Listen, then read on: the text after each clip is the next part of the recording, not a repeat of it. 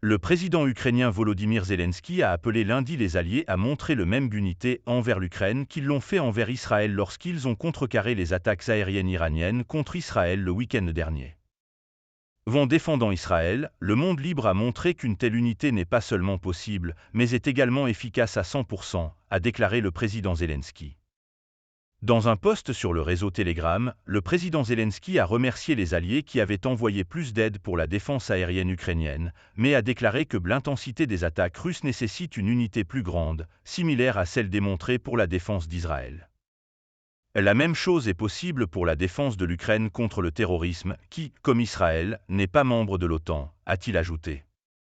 Il a appelé les alliés de l'Ukraine à faire preuve de plus de volonté politique, car l'Ukraine manque de munitions et a désespérément besoin de plus de défense aérienne pour contrer les attaques russes.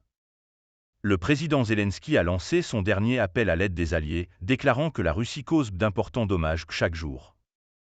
Le président de la Chambre des représentants, Mike Johnson, devrait décider cette semaine comment agir sur le projet de loi de financement supplémentaire de 95 milliards de dollars du président Joe Biden, qui comprend 60 milliards de dollars pour l'Ukraine et 14 milliards de dollars pour Israël.